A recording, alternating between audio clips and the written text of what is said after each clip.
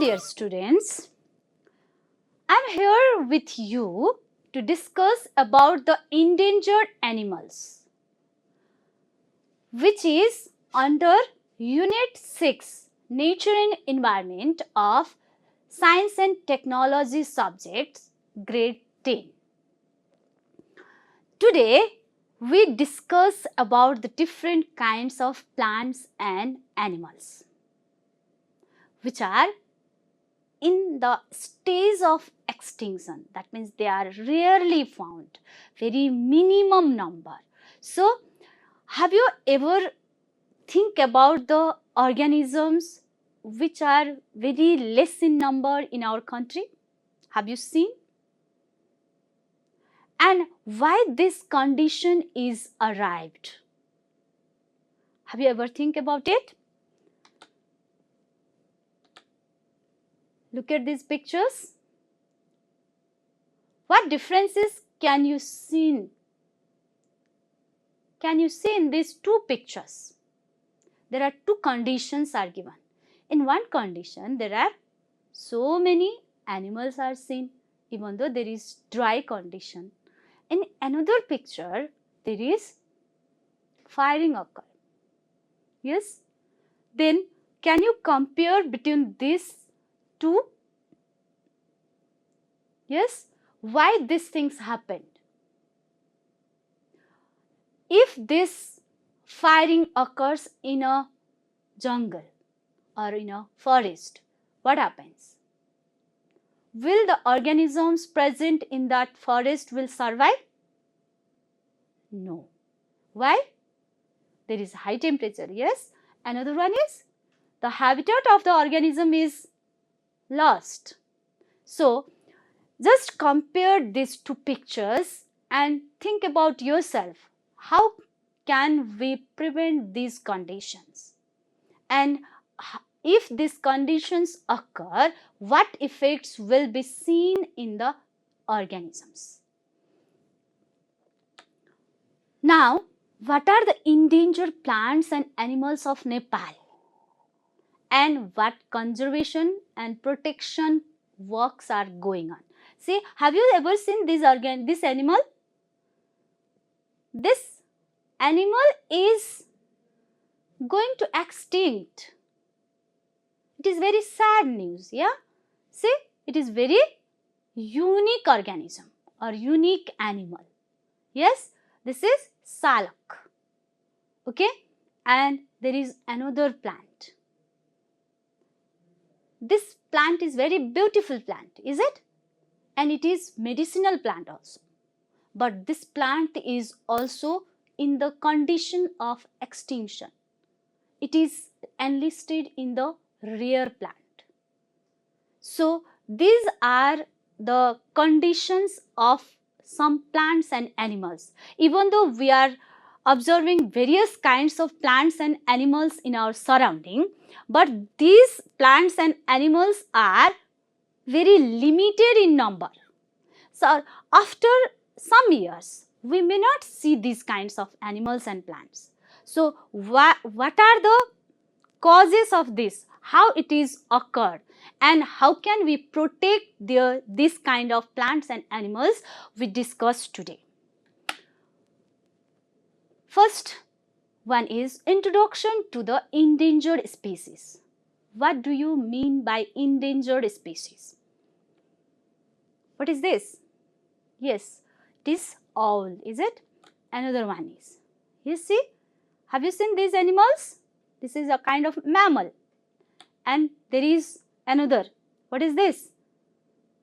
This is a plant. This is Venus flytrap, is it?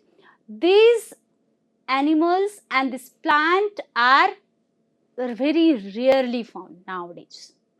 So, this kind of organisms which are rarely found, which are in the risk of being extinct, those are called endangered species.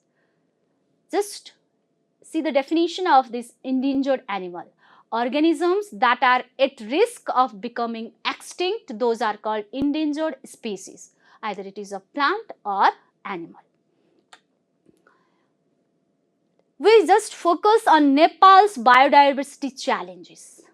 What kind of organisms which are found in our country are in the stage of extinction, which are named as an endangered species. Today we discuss on that. And also we discuss on the impact of climate change and human activities in these organisms. Also we discuss about the importance of preserving biodiversity.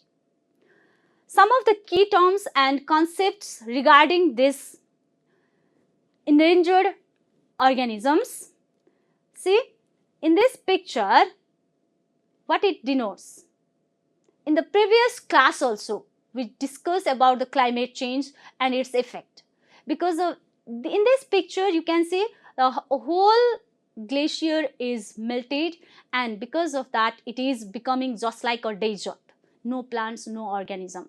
Due to this environmental changes, due to change in the weather pattern, the organisms are just in the becoming extincted.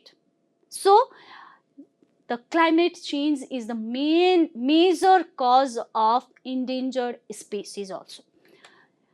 Endangered species which are in the risk of extinction. Okay. Next, biodiversity means variety of life forms in an ecosystem. In a single ecosystem, there are various kinds of organisms which are found in a particular environment, that is called biodiversity. Next, what is natural habitat?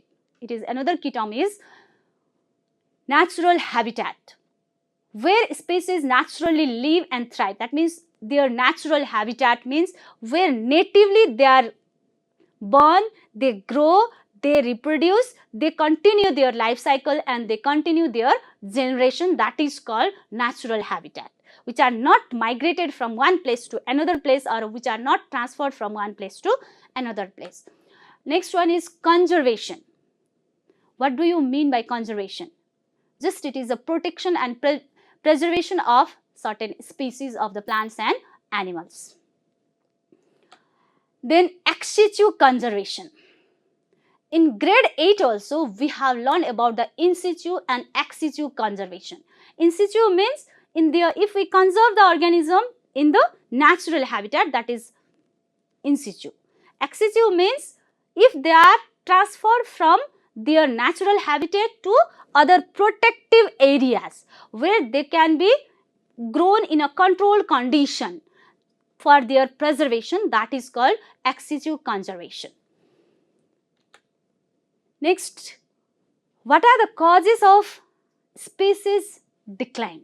Why these organisms are declining day by day? See, sometimes people used to use these animals for the scientific research. Just like vaccines preparation. We can't prepare the vaccine in human being because it is in the risk. There is a chances of loss of human life also.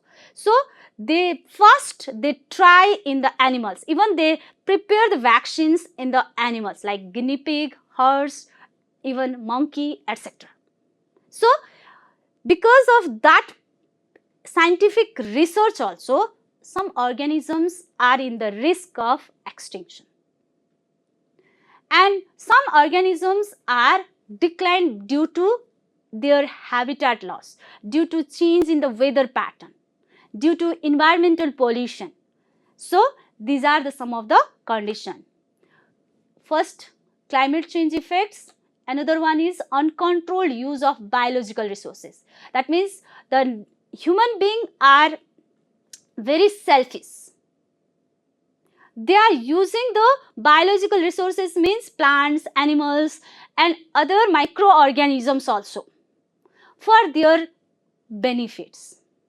Like we used to use some animals for preparation of vaccine. We used to use some animals just for, we hunt the animals, that means hunting reserves are also there for their valuable parts, like some animals horns are used for making jewelries, etc. Some animals skin is used for making decorative items, and some animals, some parts are used in the medicinal purpose. So, they are just you are using those animals haphazardly, even plants also. So for business purpose also, they are illegally cutting the trees, animals, etc. That means they are using biological resources in an uncontrolled way. So that also cause the decline in the species number, even if they are in the extinction stage also. Another one is introduction of non-native species. Those which are growing in the native places, they are growing very efficiently. But sometime if we introduce some hybrid varieties which are non-native one, those hybrid varieties or the different plants or animals which are brought from somewhere else, they may cause the risk to the other, which are other native plants and animals which are growing on that places. So you may have heard about the in Nepali we call banmara. Yes, due to introduction of that banmara, whole plants which are growing on those jungles, that means small herbs and shrubs, are extincted. They are replaced by that plant. Is it? That is also non-native plant. So due to introduction of non-native plants which are very, that means which are harmful to the native species, that is also causing this endangered species introduction also. Next one is environmental pollution. Due to various kind of environmental pollution, organisms are not able to grow on those places. That means their growth pattern are disturbed, their life cycle are disturbed. Because of that, the whole organisms are in the stage of extinction. Habitat destruction due to various human activities, sometimes deforestation, sometimes firing, sometimes other natural causes just like volcanic eruption, sometimes earthquake, etc., causing the habitat destruction of the organisms. Because of that, these organisms are declining day by day and some are reaching to the extinction stage also. Some important endangered plants of Nepal. See, you have seen these plants. Sarpagandha. In Nepali it is called Panchaule and it is Mars orchid. It is very beautiful medicinal plant. Another one is spikenard, which is called as Jatamasi in Nepali. These are some of the endangered plants of Nepal. And some other, just like maple, or it is called Laghupatra in Nepali. Similarly, Nepal yam, which is called Bhaktapur, and rock foil, that is Pasarved in Nepali. These are the endangered plants of Nepal. How these plants can be conserved? What are the conservation measures for these endangered plants? There are some conservation measures like habitat protection. If we protect the habitats of those plants which are growing in their native places, that means their native habitats should be protected, then we can grow those plants on those places. And another one is control harvesting, just like Yarsagumba. Is it? If it is harvested very haphazardly, next year those Yarsagumba will not be found. So we should harvest those kinds of plants which are in the condition of extinction in a controlled way, very limited amount. For the next generation also we have to, that means the seeds or their other, that means spores which are required for the growth of new plants, those should be preserved. So we can harvest them in a controlled manner. Next one is modern propagation methods. We should apply the modern propagation methods like tissue culture, even we are nowadays there is cutting, artificial vegetative propagation methods. Okay. Another one is legal framework. There should be a construction of laws, that there should be implementation of laws. If the people use those plants, animals very haphazardly, they should be punished.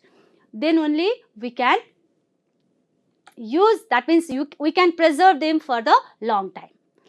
And community involvement. If whole community, local community is involved in the preservation or the conservation, then they can conserve that, because those local people are directly benefited from those plants and animals.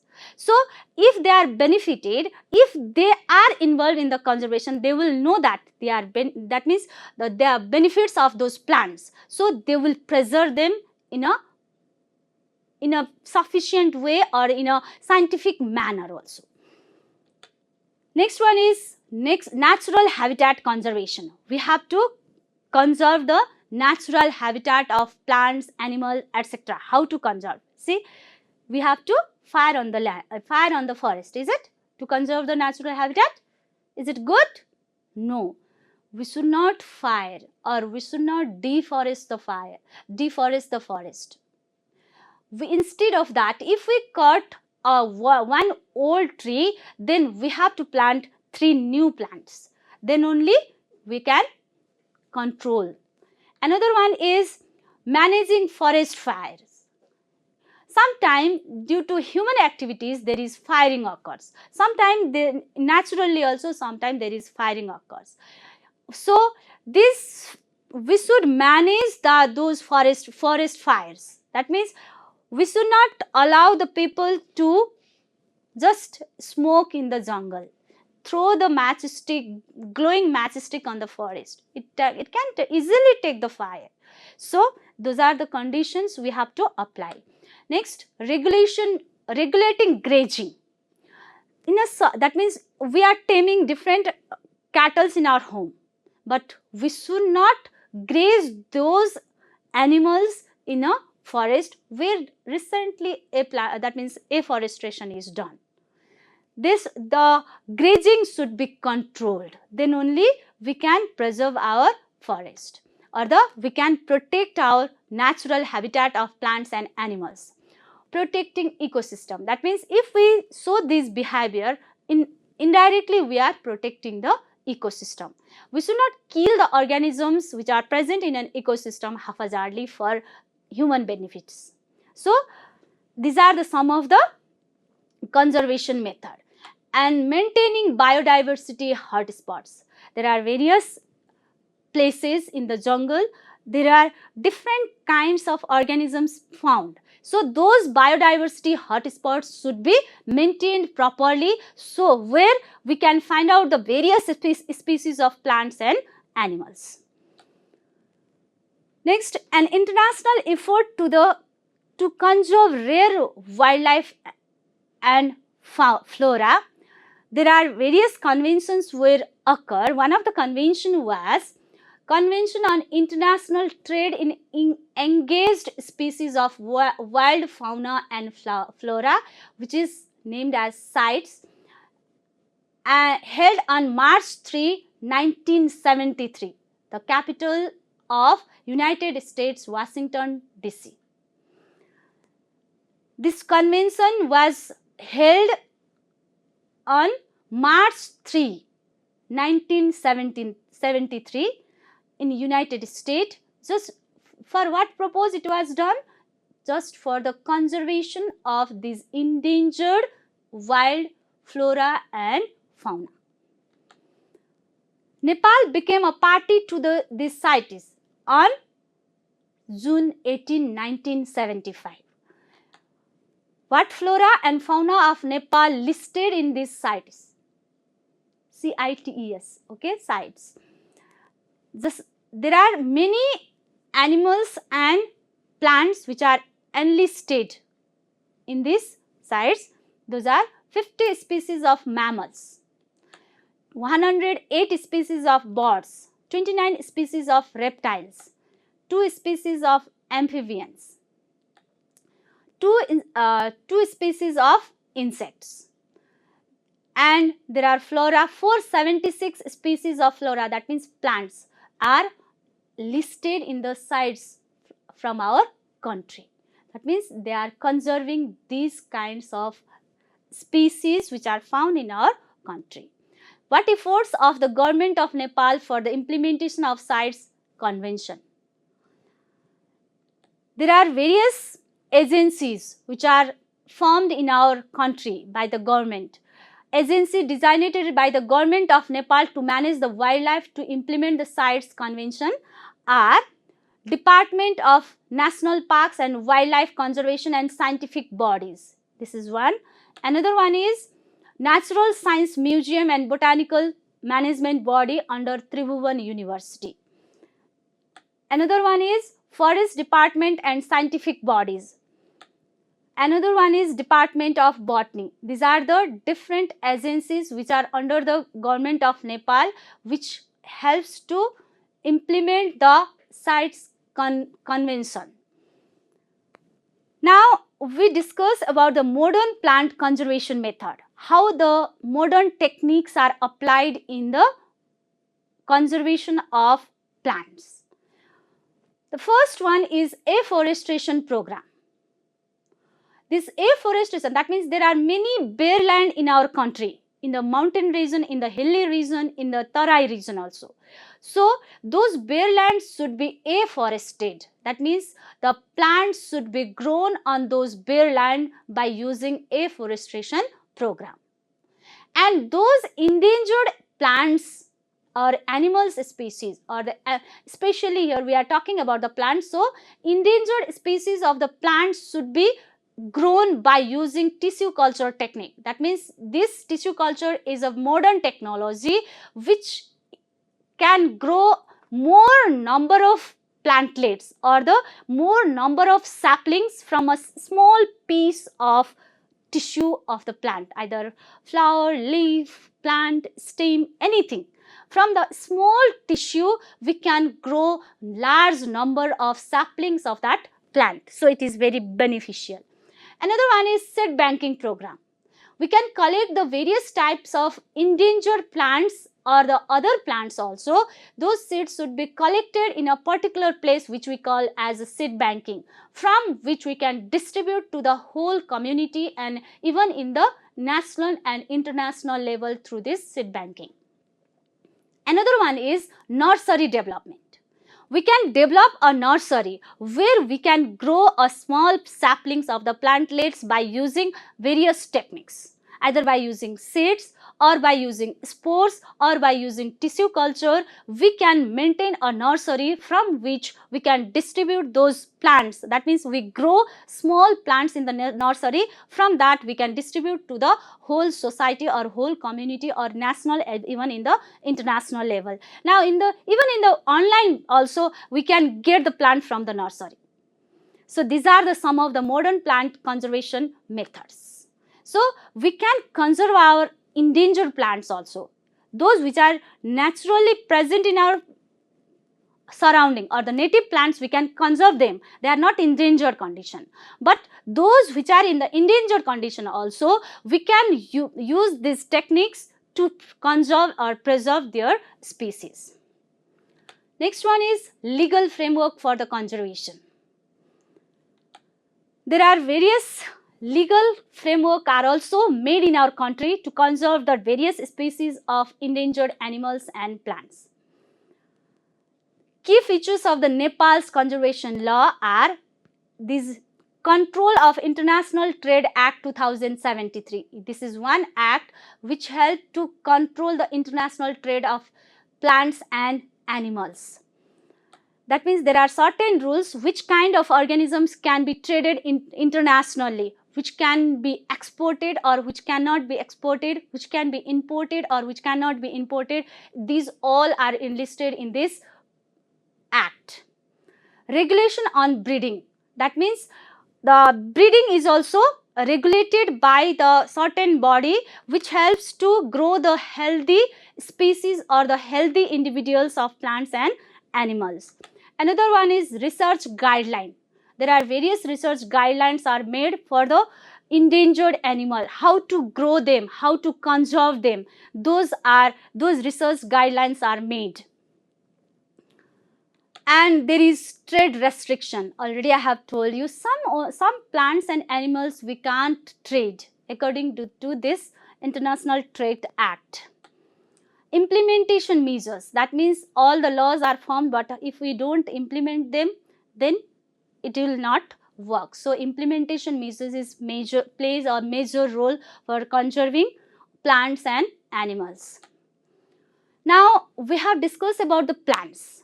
Now we discuss about the animals which are protected, which are in the endangered condition, or the endangered animals in our country. Some of the protected mammals which are notable species, those are black buck. Another one is wild yak, Asiatic wild elephant. These animals are in the endangered condition. That means these are named as an endangered animal, which are in the protected mammals, which are found in our country. These are very beautiful animals, which are very useful. Their products are very useful. So this should be protected. That means we have to grow them in a proper manner so that we can increase the number of individual, or we can conserve these species naturally. Another one is red panda. Another one is grey wolf. These are some of the notable species which are protected mammals. That means those mammals which are protected condition. That means that they should not be poached, they should not be hunted, and they should not be traded. These are. Another one is additional some other mammals which are also in the protected condition. Those are Gangetic dolphin, which is found in our country, snow leopard, one-horned rhinoceros, and Bengal tiger, clouded leopard. These are some mammals which are in the protected condition. That means their numbers are very limited. We can't use them haphazardly in a uncontrolled way. We have to protect them, preserve them for the future. Some birds are also in the list of protection. That means protected birds. There are 9 species of birds which are in the protected stage. Some of them are Himalayan monal, woolly naked stork, rhinoceros hornbill, cheer pheasant, great hornbill. These are some of the species. Out of 9 species, these are some birds which are in our country but in the protected condition. That means they are also in the stage of extinction. Another one is spiny babbler, vulture. These all are the protected birds. How to protect them? What are the methods to control or to protect these birds? There are mainly these 9 species birds are protected. Those are, how to protect means focus on the habitat preservation, where they are residing, what is their habitat. And though if we preserve or we protect the habitat of these birds, then definitely we can protect them. That means they can grow over there and we can protect them for the future. Breeding program, that means those which are not able to breed, produce the new young one. Then the breeding program, that means some breeding areas should be made. So in a controlled environment also we can breed them. We can create a condition where that means environment, or not a condition, create an environment where these birds can easily breed, so that we can grow new individuals of these birds. Anti-poaching measures, that means mainly poachers are poaching the birds for their fun, for their meat or other things, other valuable things also. So anti-poaching measures are very essential. We should not allow the poachers to poach these kind of protected birds. Then community engagement. To protect those birds which are present in those local areas, if the community of that area involved in the protection or the conservation of these birds, they can easily conserve them. So every day they used to see these birds, so they involve on that work, then definitely they can protect them. So community engagement is very essential. And research initiatives. Then for what research means, how to breed them, what conditions are required for them. If scientific research is done, then they can identify some solution for protection of these birds. Wildlife conservation strategies. There are certain strategies which helps to conserve the wildlife. Research and monitoring. First of all, research should be done. In which condition they can grow, why they are extincting, what conditions are required for their breeding, those research should be done. And after researching those activities, that means which are required for their breeding, those should be implemented, and regular monitoring is also necessary. Habitat protection. Protect the habitat. That means if we protect the habitat of those endangered animals and plants, surely we can protect them. Anti-poaching measures. We should not allow the person to poach those animals or birds for their fun or for their other activities. Ex situ conservation. That means if some endangered animals and plants are not able to grow in their native places because of various non-native organisms or various climate changes, those can be transferred to the particular area. That means ex situ conservation means the conditions are created in those places which is not native, but those can be grow very easily over there. Such conservation should be done. And public awareness programs should be done so that publicly they can conserve it. Next, ex situ conservation. How ex situ conservation is done? Just like you may have heard about the zoo, botanical garden and conservation areas. These that means facilities and methods, zoos, where we can grow the animals by creating the native environment of them over there, but that is not a native place. That is called ex situ conservation. Botanical gardens, where we can grow, see this is a botanical garden where various kinds of plants can be grown by creating their own environment on those places. Aquarium, just like aquatic organisms can be grown in the aquarium, so that we can create a conditions which is present in the water in a particular area where we can grow those aquatic animal, that is called aquarium. And breeding centers, we should create a many breeding centers where the animals and plants can easily breed, then we can grow the next generation from those breeded organisms. And research facilities, that means why these are extinct, in what are the conditions required for them. First, research is essential so that research facilities should be provided to the researchers so that they can find out the conditions or what are the essential of growing these organisms, what are the benefits of these organisms, so that people will conserve them easily. Community role in conservation. What are the community role of conservation?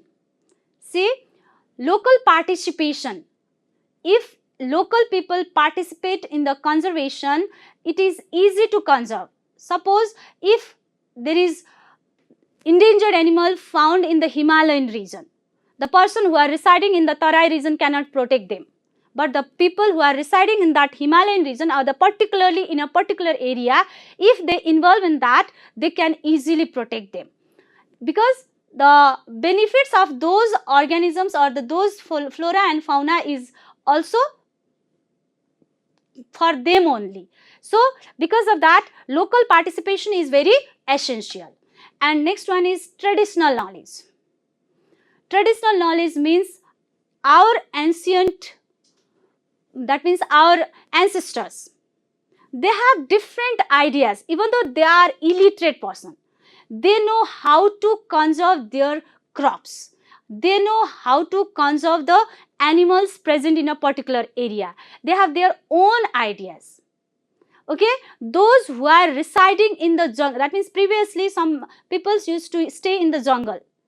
They used to know, that means they used to their own techniques, their traditional knowledge to find out the edible plants, edible animals, that means those which are familiar to them or which can help them. They used to use, identify them, and now it is just transferred to us. That's why we are eating different kinds of plants and animals. Even though they are not scientists, they were not doing scientific research, but they have the traditional knowledge.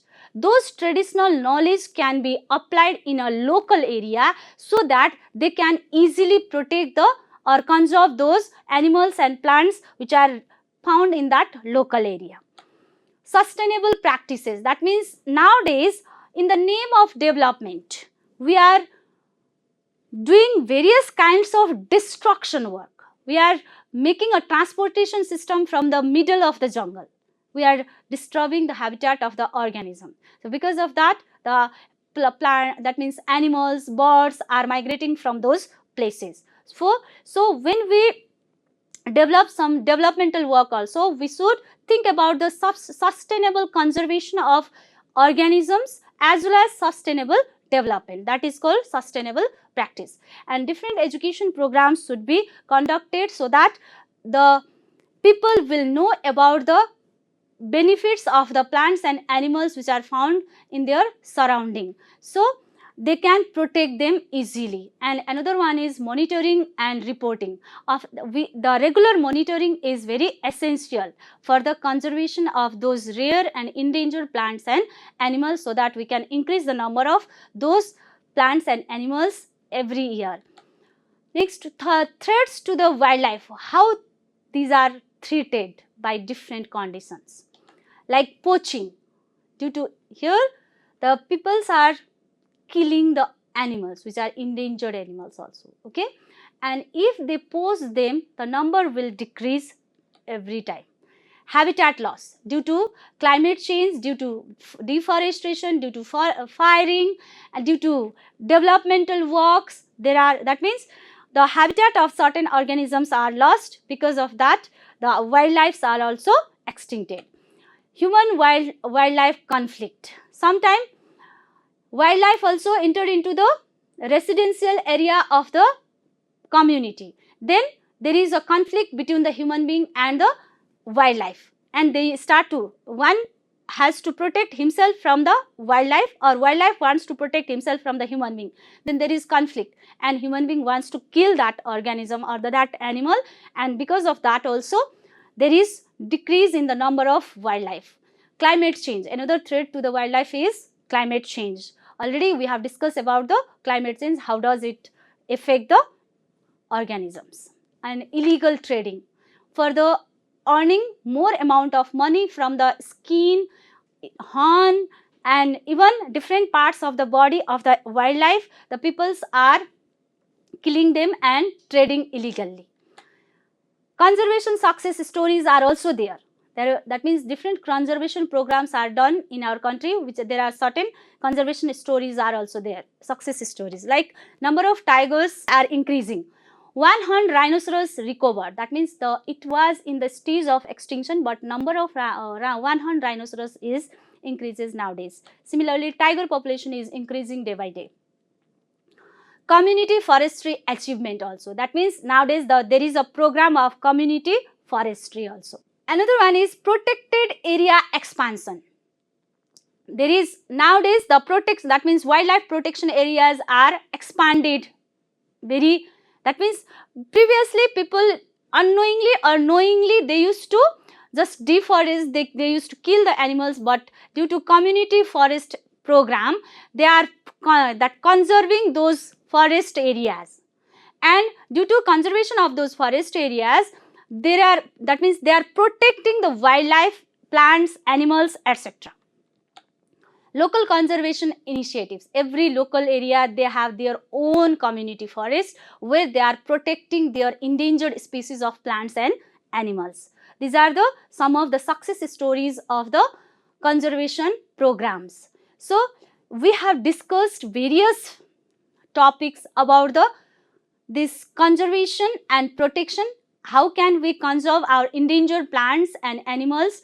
These are the some of the success stories, and in this class we discuss about the what are the endangered plants which are found in our country, how our country is conserving our natural flora and fauna by making some laws and by participating our community in those programs. So I hope you have learned a lot from this class.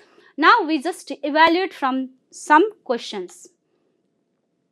First question is, what type of animal is called an endangered animal? Yes, which are more in number, which are in the stage of extinction, which have capacity of breeding, which are found in the particular region. Which one is the correct answer? Yes, it is which are in the stage of extinction. Another question is, how can we conserve rare plants? How can we conserve rare plants? Conserving their natural habitat, conserving them in a museum, transferring them into another environment, leaving them in their own condition. Which is the correct answer? Yes, conserving their natural habitat. So we have discussed about the different types of conservation program also, and we discussed about the different kinds of endangered animal. Please concentrate on the class and learn more from this class, as well as you discuss with your friends. So for today's class I conclude here. Bye bye.